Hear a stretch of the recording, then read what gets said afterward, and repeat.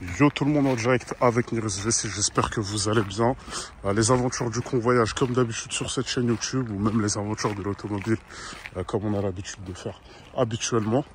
Et là du coup je vous montre un petit parc automobile avec plus d'une centaine de véhicules. Regardez tous les véhicules qu'ils ont. Il y a peut-être des personnes qui vont reconnaître cette concession. C'est le groupe 4 à Flins-sur-Seine dans le 78. Là, je suis en train de me diriger vers l'endroit où est-ce qu'on doit récupérer les véhicules. Du coup, j'avais une seule mission aujourd'hui. Je me suis dit que je vais en profiter pour faire une petite vidéo, vous montrer un peu. Ouh, putain, je vais souffler.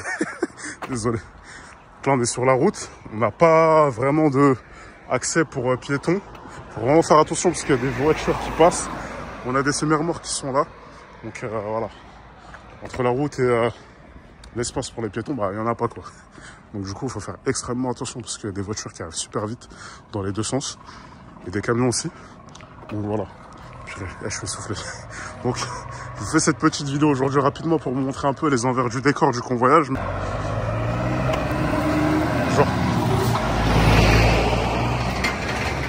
Donc voilà. Un collègue qui nous fait un petit coucou. Alors, regardez le parc, il est immense. Attendez, on va voir si je peux rapprocher la caméra. Ouais. Le parc est immense. J'ai jamais vu ça. J'ai déjà vu un parc comme celui-ci. C'était le groupe Aramis Auto à Melun. Pour ceux qui connaissent, pour ceux qui ont déjà travaillé, taguez sous cette vidéo parce que le parc il est aussi immense que celui-ci. Je me demande même pardon s'il n'est pas plus grand, mais c'est incroyable. Donc du coup là, j'ai marché à peu près entre 3 et 5 km maximum. Donc là, je continue.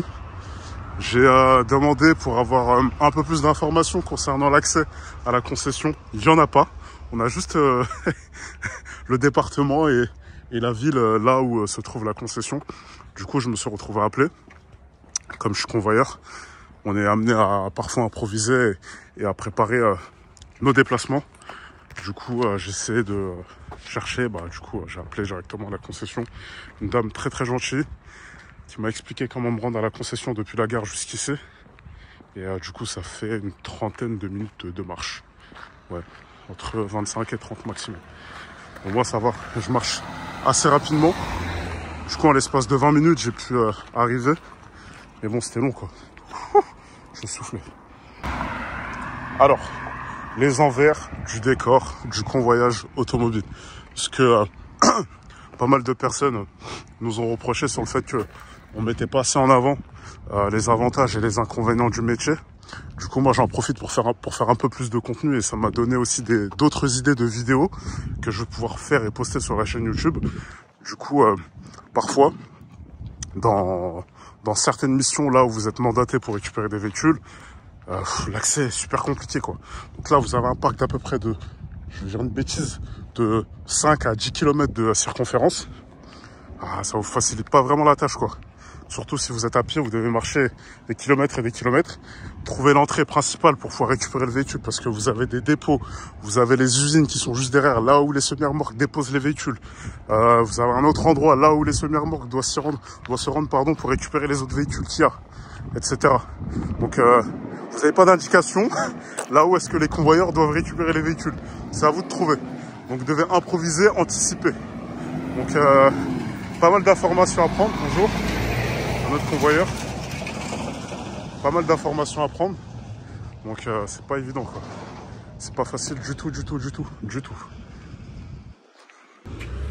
arrivé à la station.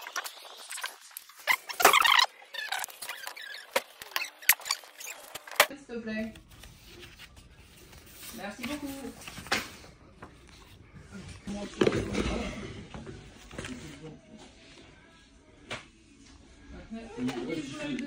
Une voiture, il faut que j'ai quelque chose en échange.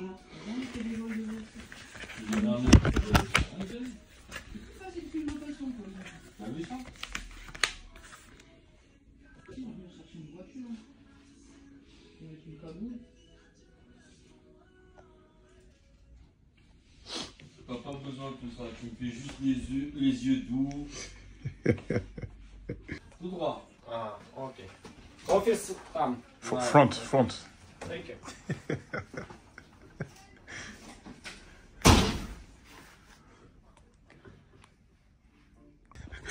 Yo les gars, du coup, ah, vous allez rire. Je vous jure, vous allez rigoler. Accrochez-vous.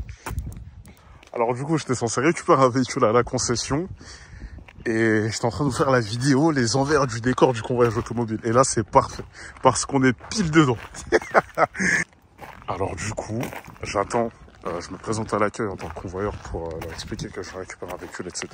Je leur montre les papiers, le véhicule que je dois récupérer, avec la plaque d'immatriculation, etc. Avec le procès-verbal de livraison à remplir, etc. Donc j'attends une quinzaine de minutes. La dame va faire le tour sur le parc pour regarder le véhicule. Normalement, il doit être ici. Là. Du coup, elle revient et le véhicule est en panne.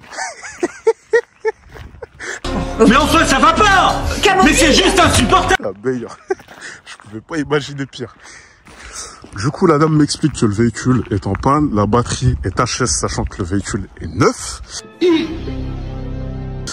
Et en fait, il y a une clause chez Renault qui laisse entendre que si on est amené à mettre un coup de booster sur le véhicule et que le véhicule chez Renault passe à la valise par un technicien expert et qui découvre que le véhicule a été démarré par booster, eh ben la garantie saute, vu que le véhicule est neuf.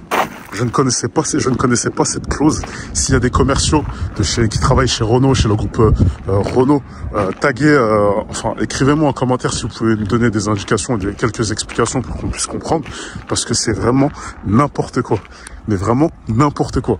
Du coup, je me suis tapé tout le trajet en train, etc. Je me suis tapé près de 4-5 km à pied jusque là-bas pour au final rentrer chez moi. Et j'ai oublié parce qu'en fait, ah, regardez, je fais demi-tour. C'est n'importe quoi. Il me faut un papier qui justifie que je me suis bien déplacé à la concession. Donc, du coup, là, je vais devoir retourner et que la dame me fasse un papier qui dit que je suis passé à un ordre de passage, en fait. Enfin, un passage à vide, quoi. Donc, voilà. Franchement, les gars, le convoyage, c'est un métier qui est super cool, c'est top. Prenez du plaisir à conduire des belles voitures, etc. Si vous êtes passionné d'automobile, faites-le.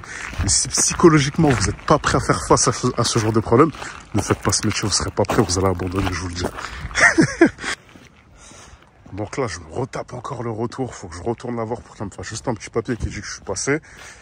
Et comme ça, moi, je pourrais être payé. Parce que sinon, c'est la merde, j'aurais travaillé gratuit.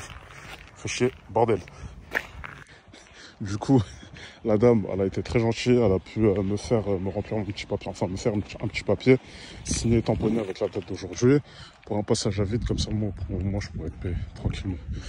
Donc voilà les gars, les envers du décor du convoyage automobile. Donc comme je vous ai dit en début de vidéo, il va y avoir pas mal de vidéos, de contenu qui va arriver. J'ai un peu plus de temps, donc je vais pouvoir faire un peu plus de vidéos, ça sera un peu plus cool et tout.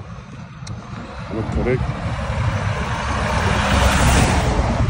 C'est trop des bons les convoyeurs ici. Ils disent tous bonjour. Bon, il y en a qui me connaissent et tout, il y en a qui ne me connaissent pas. Je connais pas tout le monde ici. Donc du coup c'est plutôt cool.